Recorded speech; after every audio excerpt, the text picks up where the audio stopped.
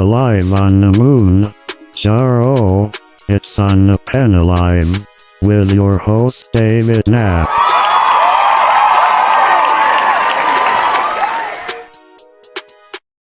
Thank you, Clap Track. Happy Thursday night. I'm your host, Dave Knapp, man on the Manjaro. That's why I'm here. You are on the pen. That's why you're here. Wegovy, Saxenda, Victoza, Trulicity, Manjaro, Zepbound, Compound, that pen. That's what we've been talking about now for 108 episodes.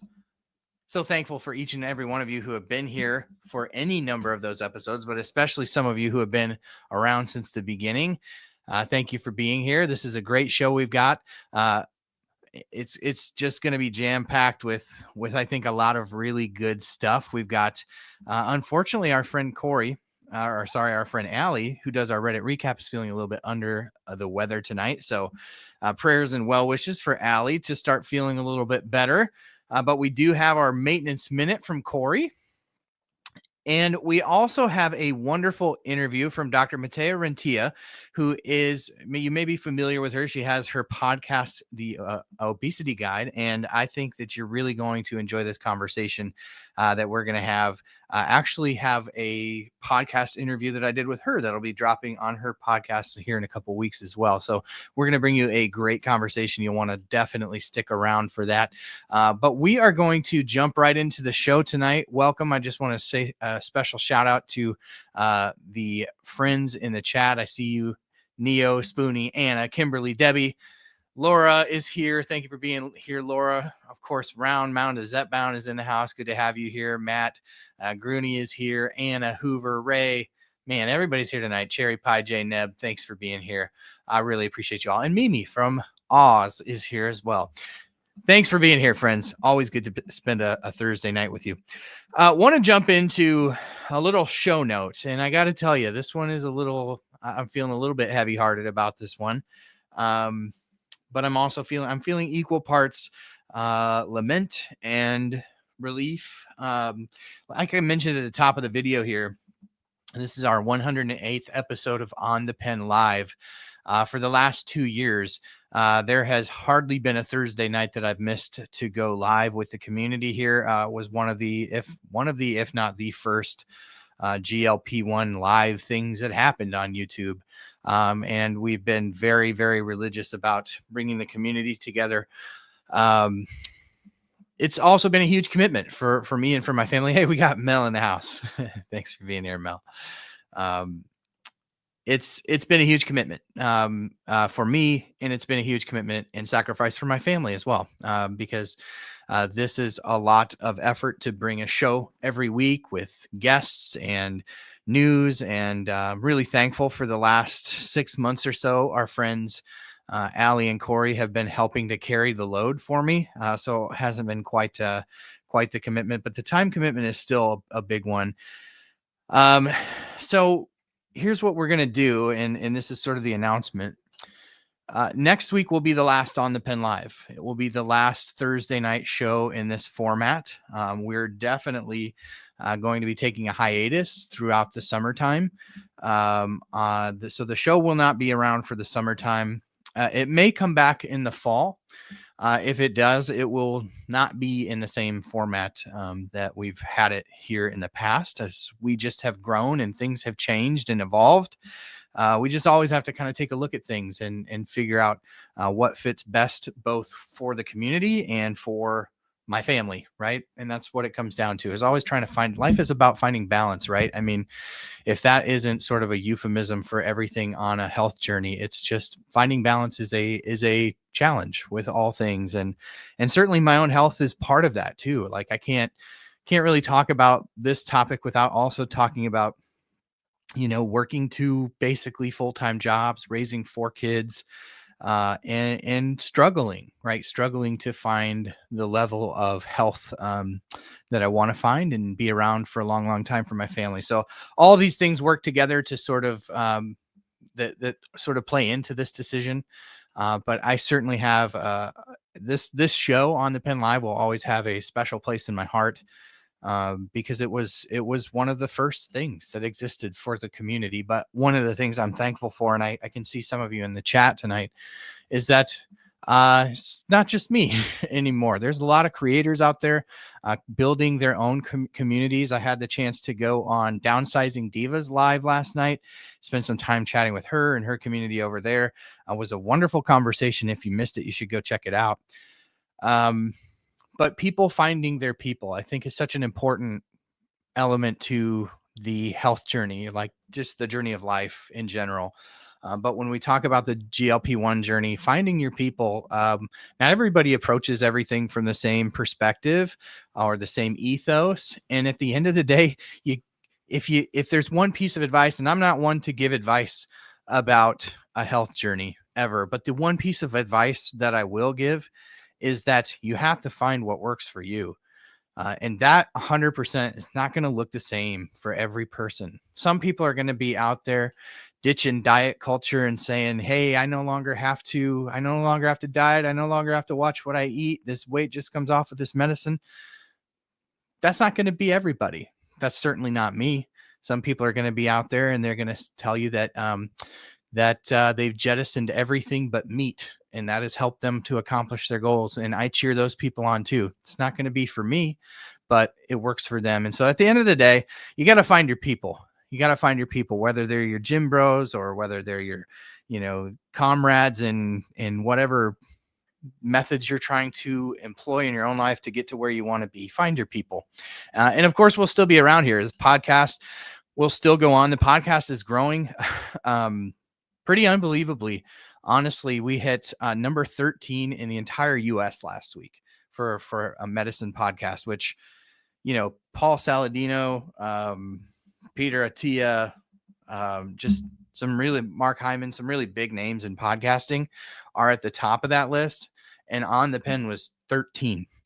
And we've been able to maintain top 20, top 30 since then. And so where we were kind of top 50, right? And so the podcast continues to grow. Our reach continues to grow. And honestly, I was talking to Allie today, even though she was feeling under the weather. Sometimes Allie's the one that kind of has to talk me off a cliff when she can tell that I'm wandering a bit or struggling a bit. She's sort of become a voice of reason for me, and I appreciate Allie's friendship. But one of the things I was telling her is that, the interesting thing about content creation in 2025 for me, and I kind of, if you watch the show, predicted this kind of at the beginning of the year, is that a lot of what I'm doing is shifting from focusing on making content and focusing on every little bit of news that drops for the day.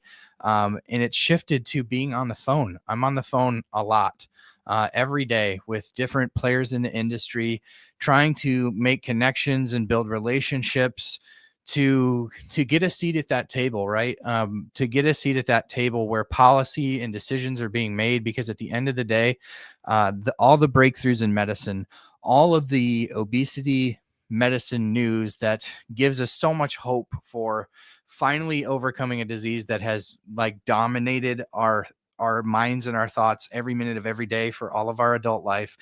All of it means nothing if people can't get it. And I'm so thankful for the platform that I have been given. And I walked into 2015 or 2015. I walked into 2015 a lot lighter than I am now, but I walked into 2025 just sort of expectant of opportunities to be able to do that. And it's how it's playing out. And so I'm thankful for that. So we'll see where the rest of the year takes us. But in order to do that, I have to find those areas that are maybe evolving and changing and adapt, right? And so that's what this is about. So all of I don't say anything with just a few amount of words. I need a lot of words to say things. So thanks for bearing with me, and thanks for sort of understanding the shift that we're making here at On the Pen. Again, the podcast will still be there. So will interviews, just like you're going to see a little later on with Dr. Rentea. Those will still exist. They're just going to live as a standalone interview on the YouTube channel and on the podcast. So you'll still get that. And we still plan on doing some live streams. I don't know if you all caught any of the lives from the camper last year, but I plan on spending a lot of time at the camper this year with kids, as we do every year. And we'll do lives. So the community will still be here. It won't cease to exist, but this is going to change a little bit. So that's the news for the housekeeping this week. With that said, one of the bright spots of the last 6 months for me has been being able to bring in our friends to contribute a little bit more to the show. One of the things that has evolved with this show over the last 2 years is that so many of the people that started with me on those very early lives are in maintenance. And I love that. But then I started to realize, like, they're dropping off like flies because there's just not a lot of relevant information here for them anymore. And so our friend Corey, who's hit maintenance and who has stuck around with me through thick and thin, has been contributing to the Maintenance Minute every week. And I've been so thankful for that. So we got Corey again this week to deliver a word to our friends in maintenance.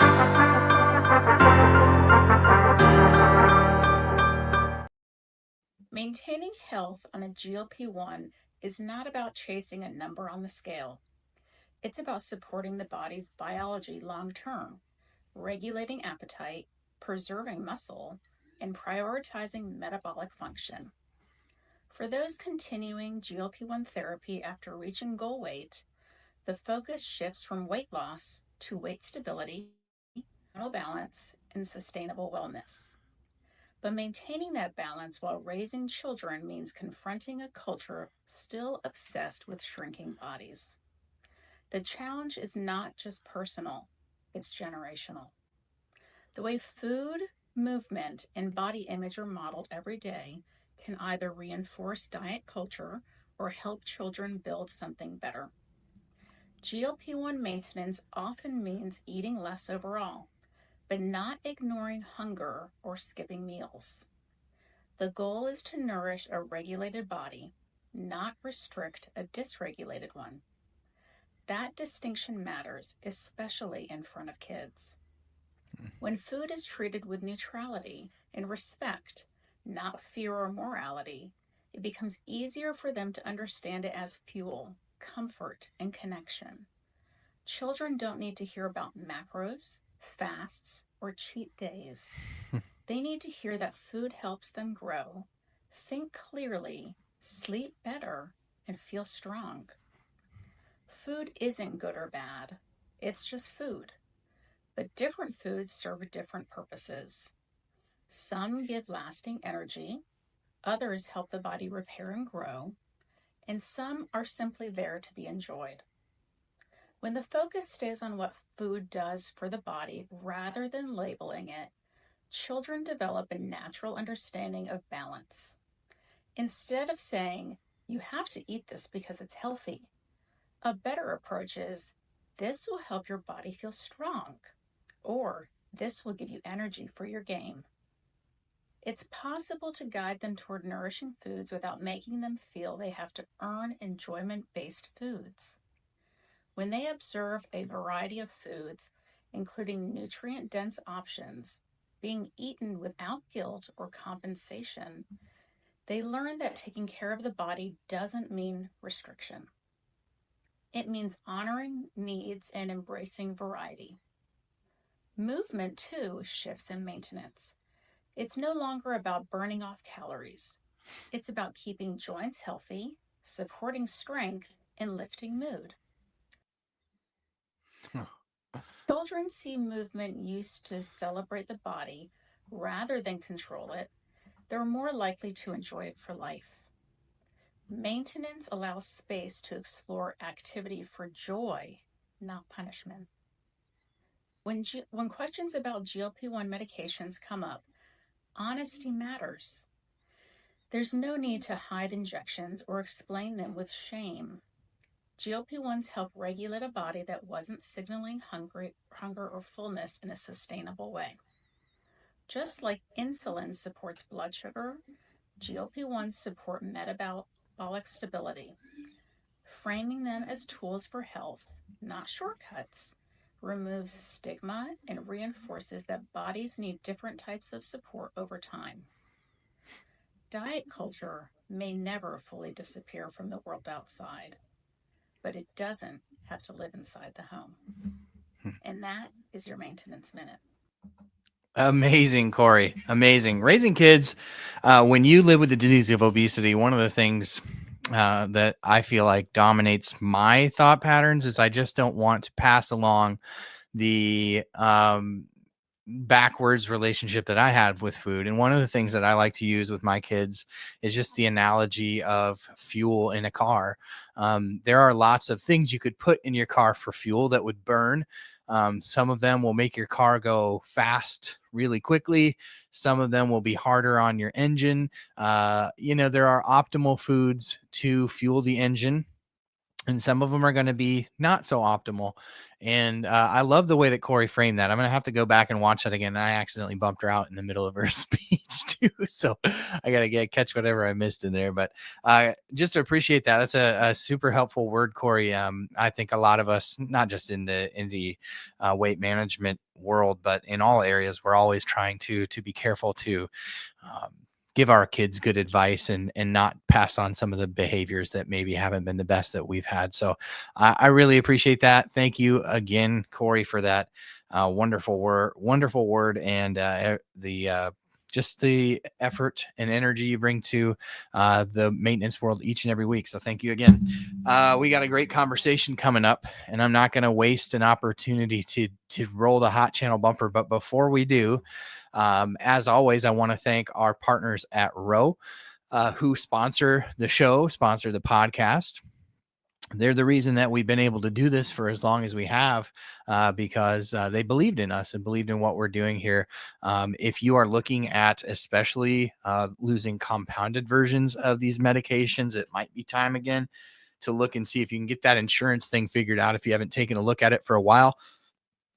Row they have a whole team that's just really adept at fighting those battles. And so if you want to take another look, there's actually a free tool that they have. It's called the Insurance Checker tool. If you just go to row.co/OTP, you're going to be able to find that checker tool. You just upload your insurance information. They'll tell you what you qualify for and what you don't. And then once you get a visit scheduled, you can kind of talk to your doctor about maybe being able to fight for a prior authorization or an appeal, et cetera, et cetera. Highly recommend you check that out if you're having to look back towards the branded medication route.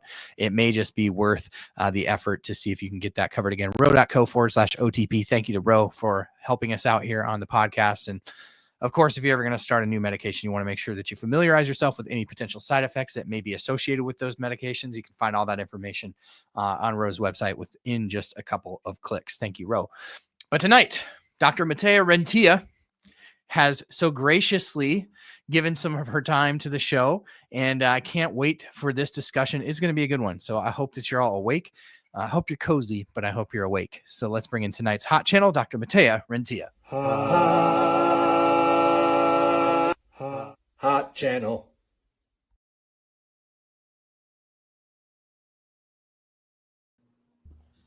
Welcome to OTP, Dr. Rentea. How are you tonight? Thank you so much for having me. I'm great. I stayed up past my bedtime for this, so that's the first win. Well, you look very good for bedtime. I am haggard. I was telling Dr. Rentea before I came down, my wife started feeling really ill this evening. And so I was like on complete gauntlet bedtime dad duty, trying to get all 4 kids down. And so what you see is what you get tonight. I didn't even go through hair and makeup, which is, my typical routine. So I just put on the filter that smooths your face out a little bit. Thankfully, StreamYard added that. When I forget to do it and I'm watching a video back, I'm like, whoa, somebody forgot to turn their filter on. For a while that didn't exist. So like Dr. Rentea is over on TikTok at Dr. Matthea. I'm saying that right? Matthea Rentea MD over on TikTok. But if you're a creator over there, like you're super familiar with the fact that I don't know what it is. I don't even think you have to put a filter on. You just look younger. Yeah, they don't tell you, but there's like something that they're doing. It's just a little bit. And I'm not choosing a filter, but I know that when you record on there, you look a little better. Yeah, 100%. Like I've held up pens like this and the pen is like all warped and I'm like, oh, okay. But then you come over to YouTube and I'll like get in front of the camera and I'm like, whoa, somebody put on a few. But I digress. This is not why you're here. You're here to talk about, well, first of all, congratulations on all your success with your podcast. Tell us a little bit about your podcast, the Obesity Guide, and when you started it and kind of what is it? What's your heart behind it? Yeah, Well, first of all, thank you for letting me come on and talk about all this. So I've had my podcast for a few years, but I actually even had another one before that with a co-host. So I've been podcasting for 5 to 6 years now. And boy, do I know when you were talking about how much work goes into a podcast, whenever someone has one, especially to the caliber that you really deliver every single week, I know the effort. So on mine, it's really, so I talk about a lot of, evidence-based aspects about GLP-1s, other anti-obesity medications, but I take a very sort of life and health perspective first. I share a lot of my own journey. We're not only talking about medications. We'll talk about realistic approaches to exercise and nutrition. And so it's really, if you want someone who's in your corner, who's experiencing it too, who's going through it, it's just people feel like they're listening to a friend. And so I think that it's not really like education coming at you. So if you like that, I think it'd be a good option to check out. Yeah, absolutely.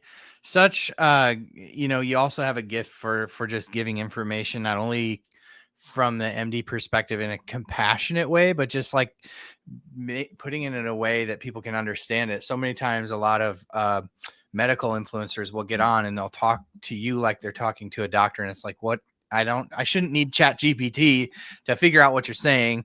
So you do a great job of that as well. I've really enjoyed your content for that reason as well. Tell me a little. So one of the things that caught my eye this past week, and we got to sit down. It's probably been 6 or 8 weeks since we sat down and recorded the podcast. Your podcast that I'll be on. Yeah. When did you say that will drop? Be Monday, April 21st. So 2 weeks from now, really soon. Yeah. So make sure that you go and download the Obesity Guide podcast, wherever you get your podcasts.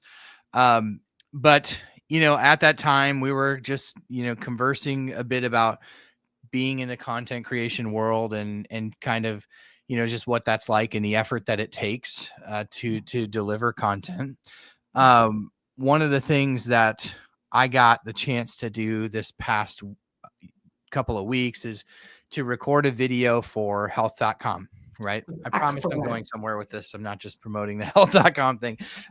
They did a video about my story, and it was interesting when they first called. They're like, hey, we really like the article that you wrote and we'd like to turn it into a video.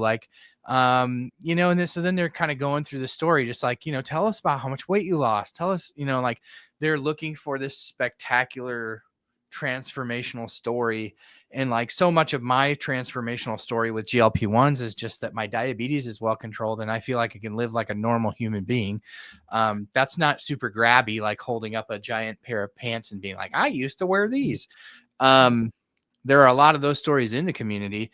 But one of the hard parts about being sort of a content creator for me is that you're not like really allowed to struggle. And it's interesting to me because within the community, there's a lot of people that sort of hit their goals with the help of the medication and sort of just kind of revert to the same behaviors as we've experienced from other people throughout our lives with obesity, where like, well, you have the medicine, you just need to do this, or you just need to do that, or you need to change this, or you need to change that, like, which is what we've been told all of our lives.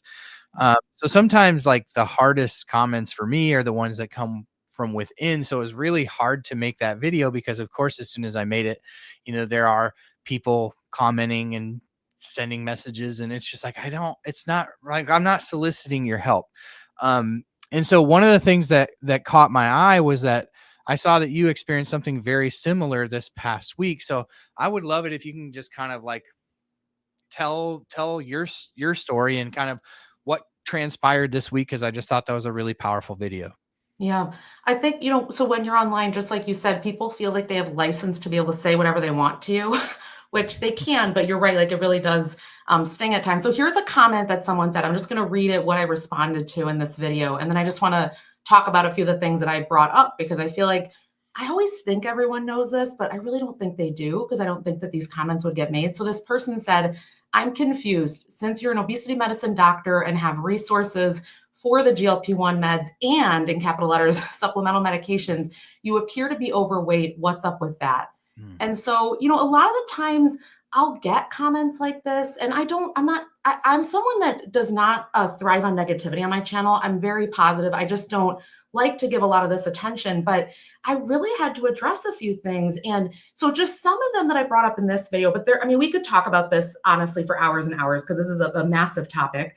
But number one, I really like what Casey Markarian talks about, where a fat body is not a failed thin body. So this has been handed to us by society that you have to be thin, that that's somehow more valuable, that then your education means more, then you can be taken more seriously. And this is just not necessarily, it doesn't mean that you have the best health or anything else like that. But, you know, we place this shame, like the shame that I felt when I read that comment, you know, and the fact also that maybe I'm one of the only creators, a few creators out there that are really talking honestly about really everything that's happening, right?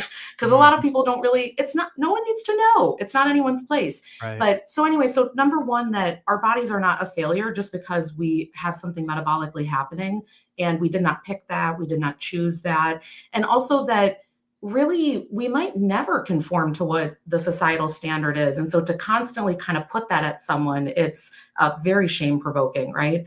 And then the other thing that I really talked about is that this is a chronic disease. And just because someone has MD after their name doesn't mean that they don't still suffer from it. Or, you know, just because you write a book or whatever the case might be, it doesn't take the genetics away from you. It doesn't take the disposition. It doesn't take all of that away from you. And I think that people, again, it's always, I think what you want to sit there and defend yourself, you know, you want to be like, well, here's where I was and here's where I am.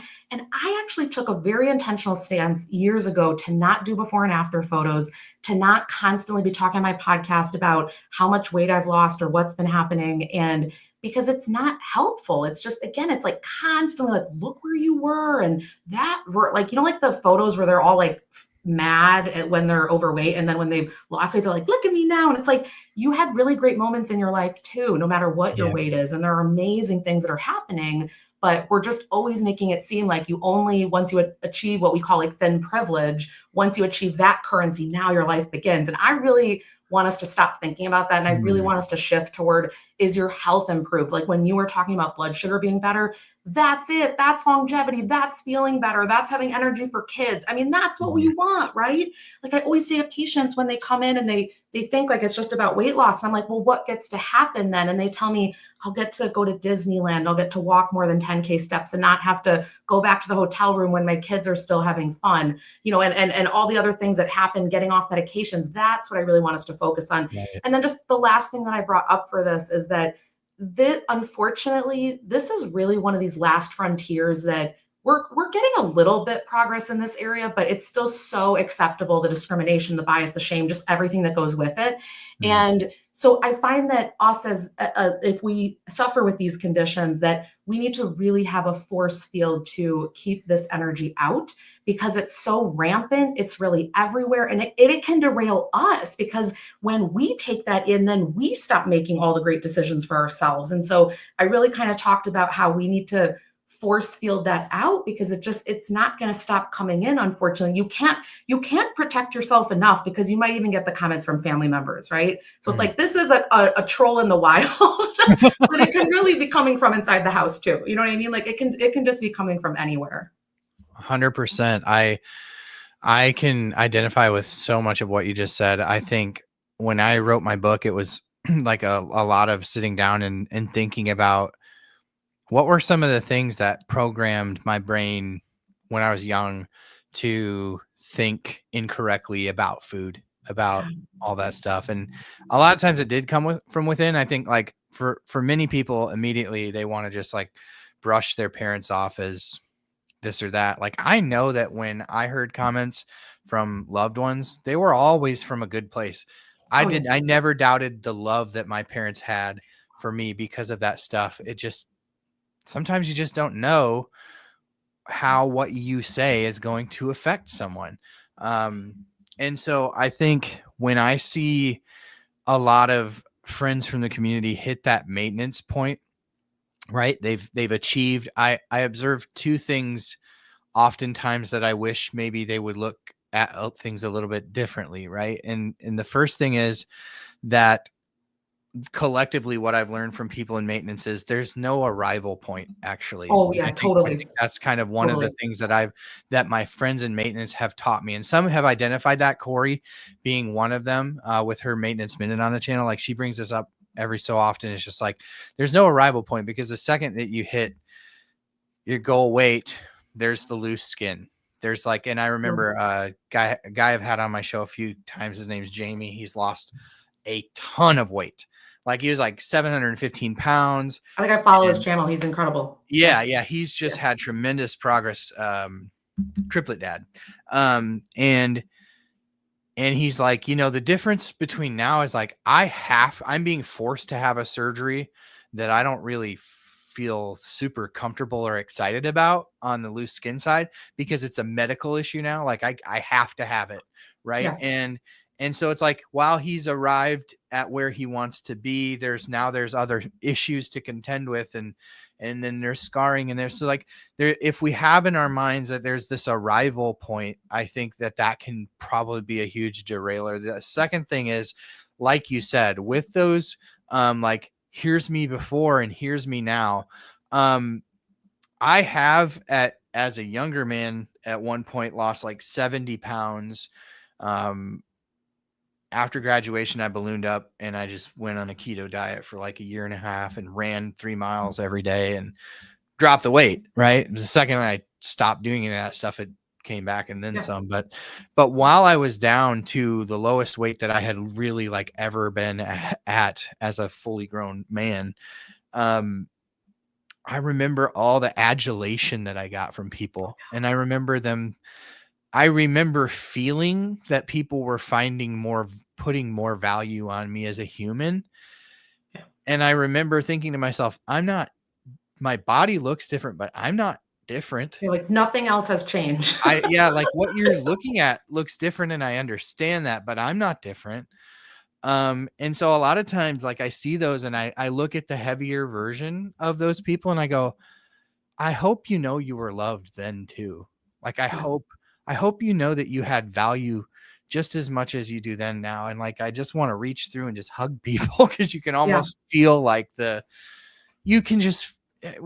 we've carried it our whole lives. So, I mean, that's why community is so important. And it's like, people don't realize when I've just really come to the belief, and of course, all of us change over time. So I just want to say, if you're listening to this and you think something different, just be open to that. Your mind might change over time, right? I've just really come to the conclusion that I don't know that there's a good time to comment on someone's body, because you really can't win. You might think that you're congratulating them and their brain hurt and their brain hears, how bad did I look before? Or I won't be able to keep this off. And then what are they to think, right? So, the level of comments that I hear where people say, well, do you have cancer? Or, oh, that's amazing. How can I do it? It's like, it's just no winning on any side. And why do we get to be the judge of other people's body? Like, I've just never understood that. And I don't think that people understand the power of, I think they think they're meaning well, but I wonder if we could all just like clue into, maybe we don't judge other people just for like half a second, I know, like, I think you're trying to work against like ingrained human behavior there. That's a tall order, but I agree. I did, that definitely was something that messed with me, and I put it in my book, just about how that messed with me when I lost the weight, and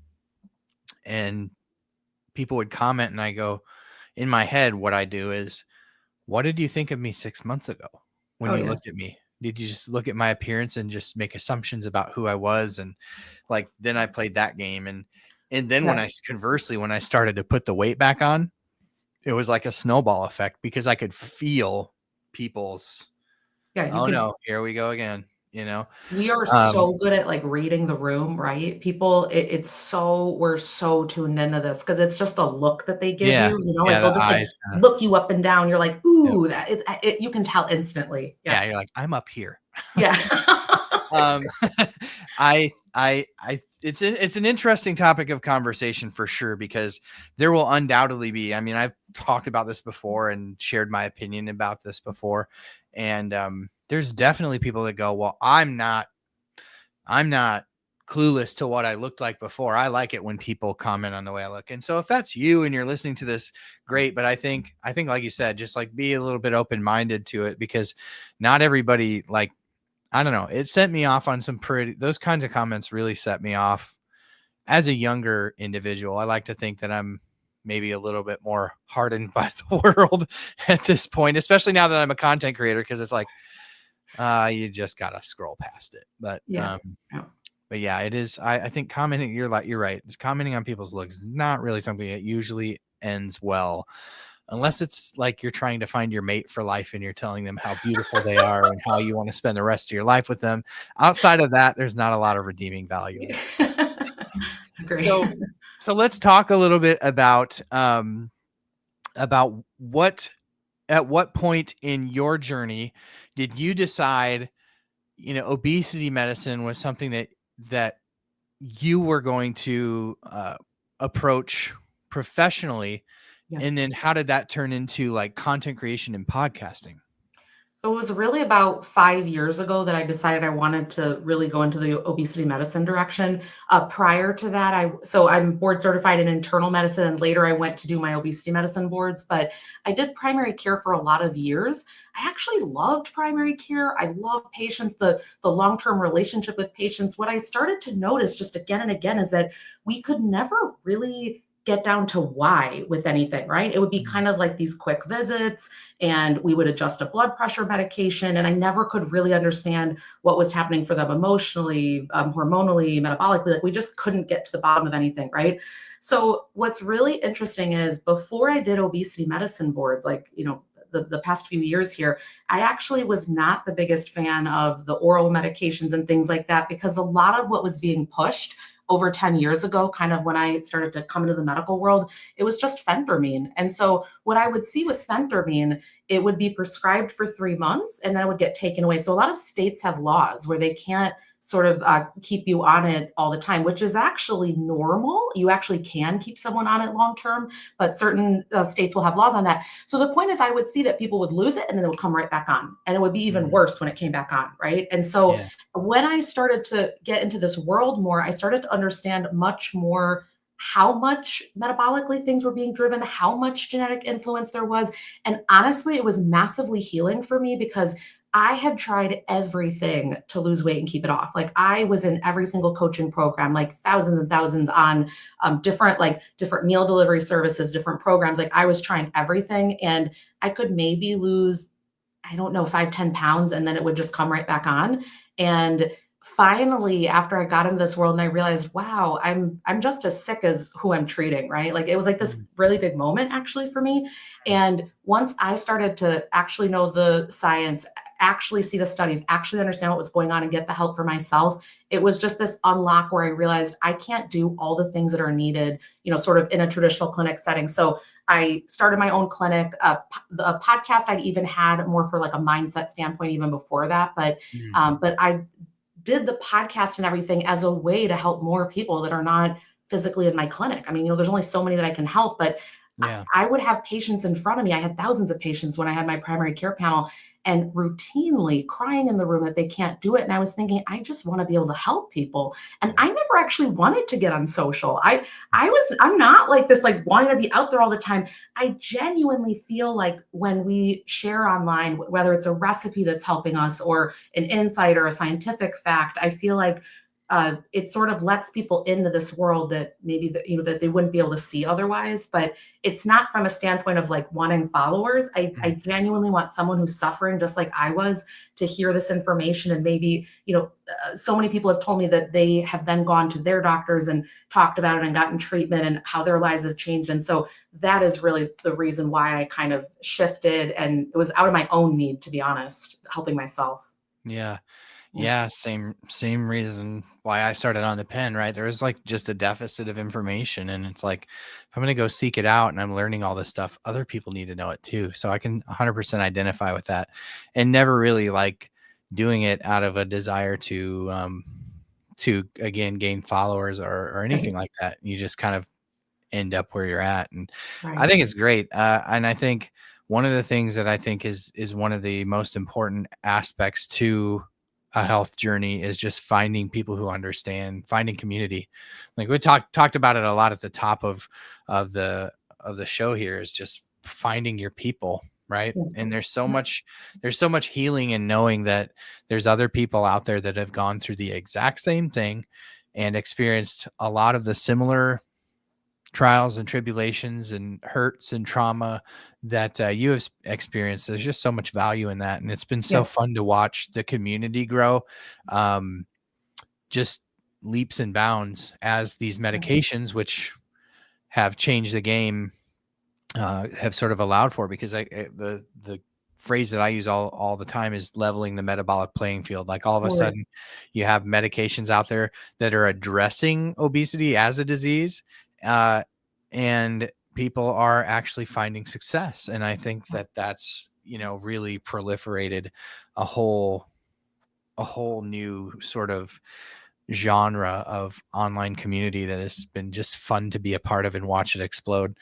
Yeah. I am interested. You were talking about phentermine a little bit, and how those were the obesity medicines of old. And for a while, I think phentermine still is like a be on it 3 months at a time, right? But they mixed it with, what's the one that's mixed So it's with Topamax, and so the brand name is Qsymia. It's when it's together. We still use all these medications, by the way. So something that I think is so misunderstood, and I don't do it. The thing is, online we get censored, right? So we can't mention like brand names and all this stuff. But we actually very routinely, I attract patients that usually really have a significant metabolic health journey in front of them. And so many of them will not be where they want to be with just a GLP-1 plus or minus a GIP element, right? And so it's very common that we'll add other medications in there. And so we still use these medications. It's not the only tool we have, right? And obviously, like the GLP-1 and GIP are superior, right? So it's how we use these things. Yeah. I think that the stacking of different medications is like it's like doctors who are doing that. I don't know how much you're doing that stacking with GLP-1s, but I think like you're pioneering something that medicine is already like trying to do for the future of these medications. I get really excited for things like CagriSema and amylin agonism and glucagon and just like these different pathways. And I get excited to hear clinicians talking about being willing to sort of stack different pathways of weight loss. I actually just started this past week. I don't talk about my own journey very much anymore on this, but I started metformin again. And I did it on the recommendation of just a chat with a doctor that I've had on this show before. And they were explaining to me just why. I was like, because metformin alone, I thought it was terrible. It was one of the reasons I got on a GLP-1, because I was on metformin. It was so bad. But interestingly, I jumped back in with it this time around, and it's like the extended release. And I have noticed that it might be giving a little bit of a boost to the tirzepatide in some way. So anyways, I just think I often use it, and usually it's I mean, there's a time and a place for everything, but I think that it's really important that people are working with physicians that are familiar with this, right? Like when to bring in other things and what to do. Yeah, 100%. I'm very excited as a slow responder. One of the things that keeps me engaged, I feel like, as a content creator, I keep using that term and I hate that term. I'm kind of a news guy, right? But one of the things that keeps me engaged is the newer medications. Here's one for you. This one I just read about today. It's a brand new one. So this is a pill. I'm not going to be able to remember exactly how it works, but it's being billed as gastric bypass in a pill. And what it does, did you hear about this? No, I saw you talk about it, but I was like, I didn't have time to read it. Okay.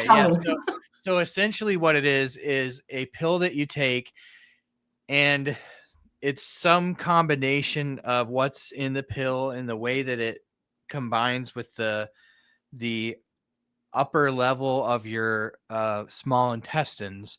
And what it does is it creates a coating over like the mucosal lining, a temporary coating over the mucosal lining of the upper intestinal tract, so that as the food digests, it's digested slower in the in the digestive tract, similar to the way it is if you have bariatric surgery. That's crazy. And so the nutrients aren't absorbed as much. And then there's actually an increased release in the hormones associated with satiety. Like there's a decrease in ghrelin, an increase in leptin. In rodent models, they lost a percentage of their body weight per week. I don't know how long this study was, but a percentage point off their body weight per week and maintain their muscle mass. So I do get geeked out about the future of this stuff, because I think there's more people, like, as I share more about my own personal journey, the more I realize there's a lot of people out there that aren't getting what they need to get out of the current class of medications. Oh, completely. I mean, this is such a misnomer. I mean, I've been a hypo-responder as well, and, needed to add other things in and all of that. This is so not, everyone's not having these amazing results. It's really a bell-shaped curve. And I think it's so sad that we're always glorifying the tail that have lost really high percentages, when there's a whole broad spectrum of what's happening. Yeah. And that's certainly accentuated by social media. Social media, I always talk about, it's the highlight reel, right? You don't ever go, like, I grew up in the era where you went over to somebody's house and there was their like photo book on the coffee table, and like, oh, there's you naked as a baby. There's you at your 5th birthday party. There's you at high school graduation, all that stuff. Like, that's what social media is now. And nobody's like putting their low points in their photo album. Like, totally. This is when I went and I binged at Burger King and ate 3 sandwiches. Because I literally was going to do a post the other day and be like, this is what doesn't make it on Instagram. And it was a picture of, there was like a piece of toffee, a Sour Patch Kid, or whatever, right? It was like this little plate of like the things I was going to have.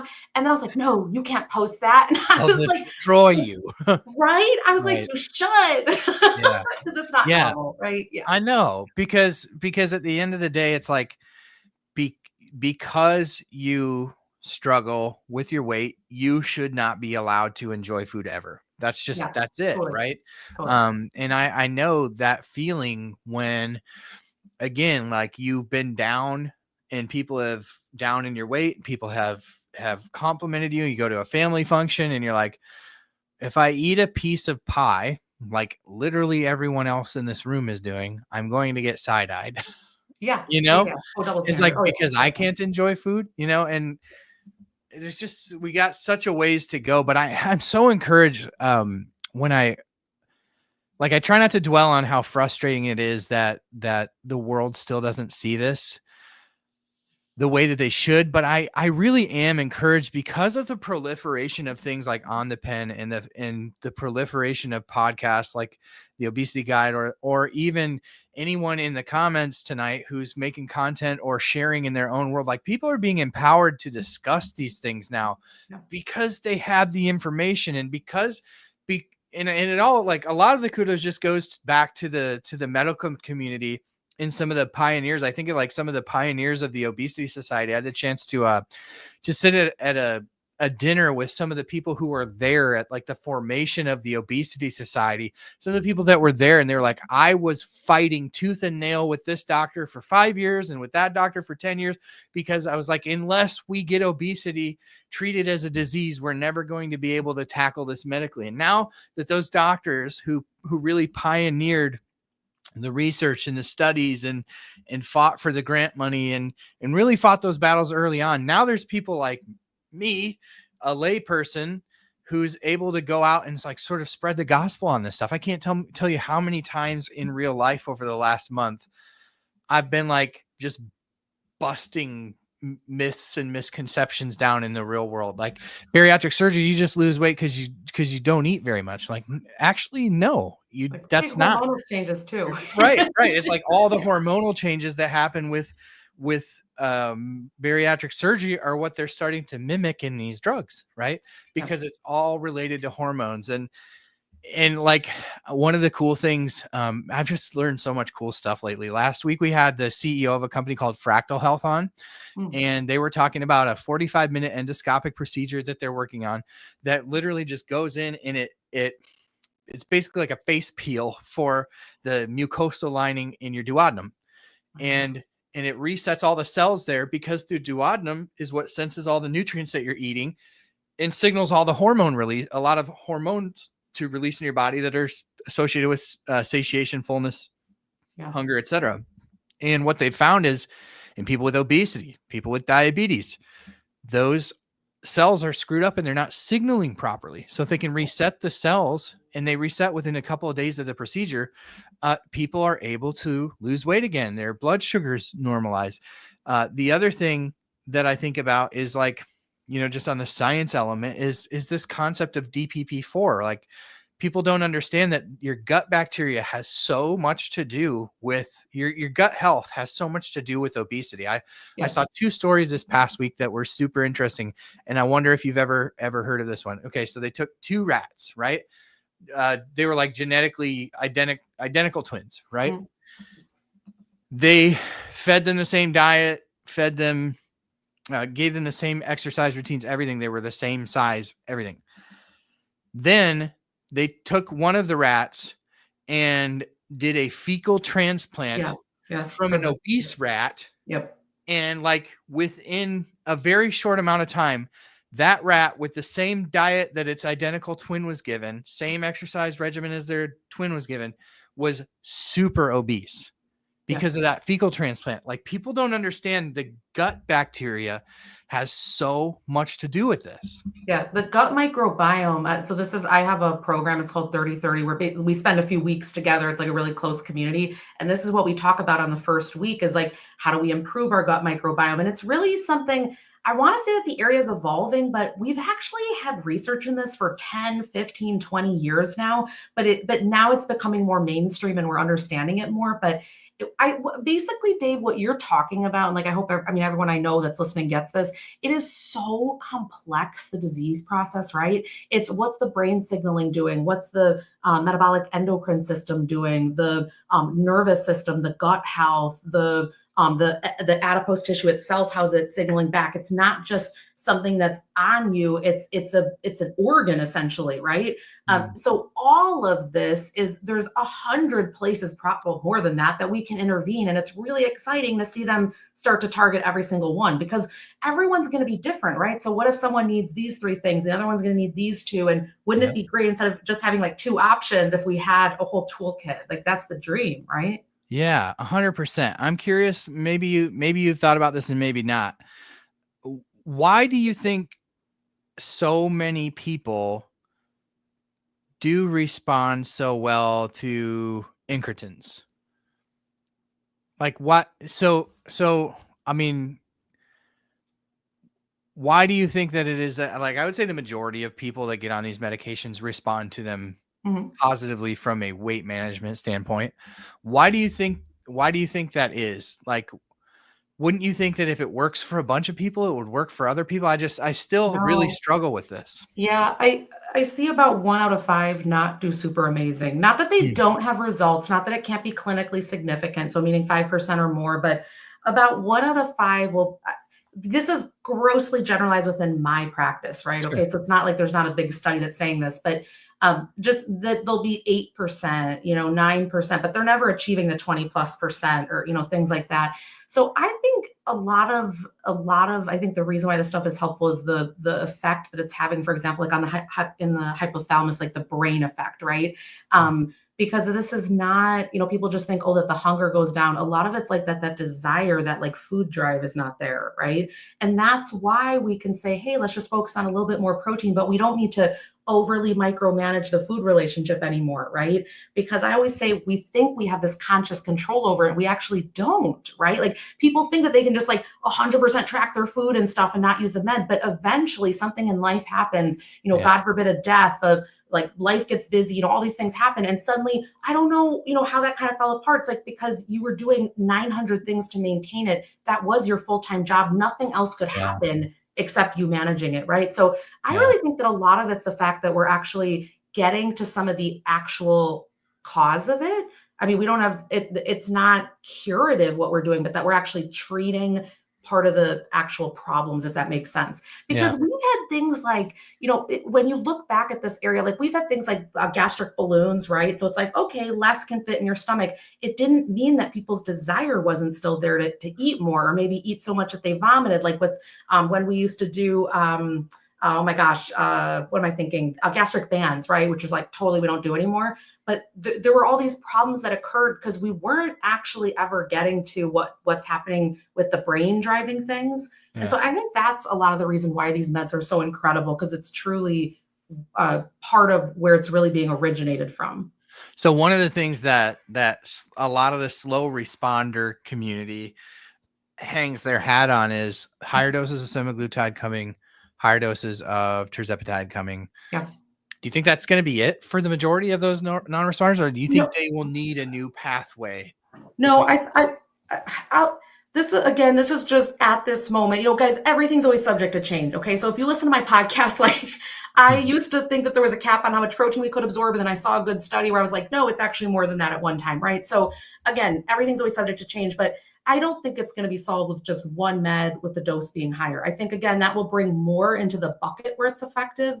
But at the end of the day, I still think that if you really have a complex overweight or obesity with lots of chronic medical conditions and there's lots going on, that you probably will need multiple things to manage it for life. I think that's the main thing too, is that it's not like we get there and we're done, right? I think that people really need to be open to what tool at what time. Like someone made a comment here in the, they made a comment about failed weight loss surgery, and over 50 to 60% of my patients have had a failed bariatric surgery. And so it just shows you that was not the only tool. And I just say, look, we're going to look at what tool now is effective for you. And that's why they stick around for years and years in the clinic, because we want to keep managing it. So I don't think it's going to be just one higher dose.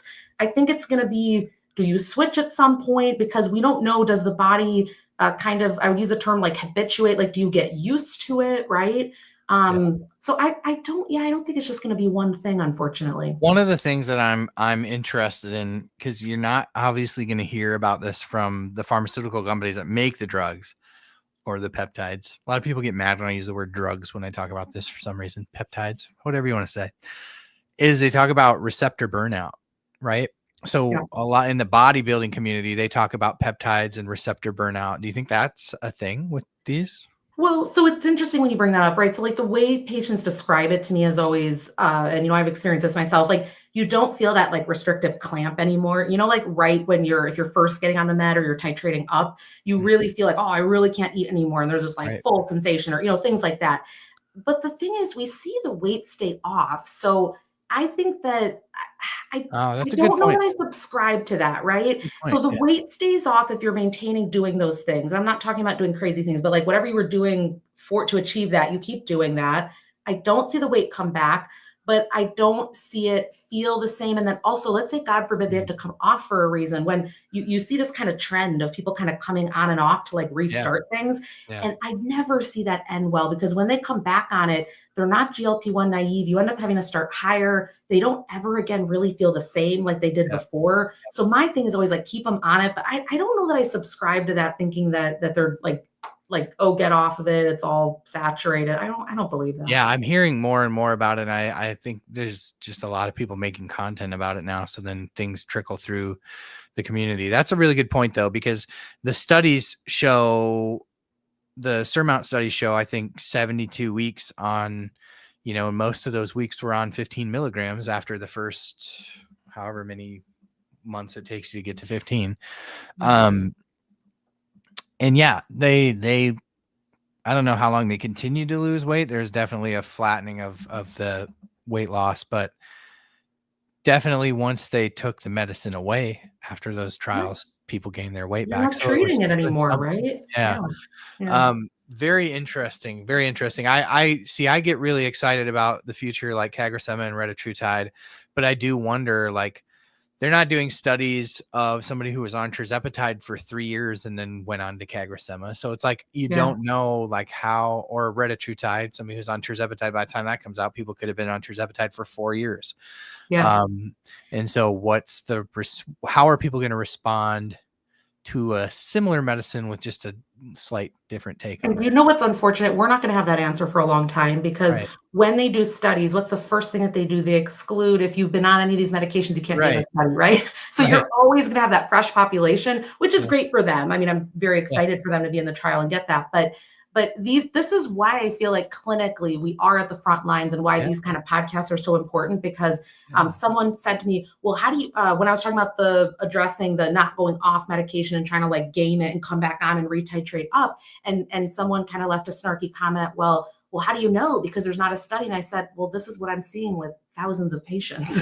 Right. So you don't have to listen to that, but there's not going to be Right. a study on every single scenario. But Yeah, sometimes right. we clinically have to kind of, like what's happening here? And we have to listen to that. Yeah. Yeah. In an ideal, we'd have like double blind placebo controlled studies for everything. If but I could we have don't all my get that. questions answered, Right. it'd be a great Right. Yeah.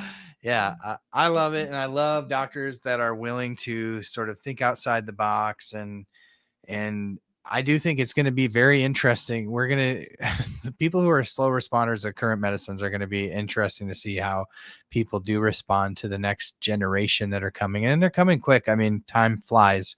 We're already to April of 2025. And by this time next year, we'll have CagriSema, or Forglipron won't really be a game changer for people who are already on meds, maybe for maintenance, but CagriSema for sure is a next gen, and I'm excited for that one as a diabetic. So yeah. And something I want to say, like people that I don't even like when we label ourselves slow responders, because sometimes we actually have, okay, this might sound cheesy, but I kind of describe it as like really great ancestry. Like you might actually be able to build muscle really well, or like you have other really great attributes that, or a sort of body composition that is not realized because you don't have a body composition done or something like that, but it's not all bad. And so, another physician on here made a comment of, really having compassion and being nice to ourselves. 100%. Like it's really not about just like a race for the number to go down. It's really, what's the goal? How is my health improving? What are the things that actually matter to me? Am I moving closer toward that?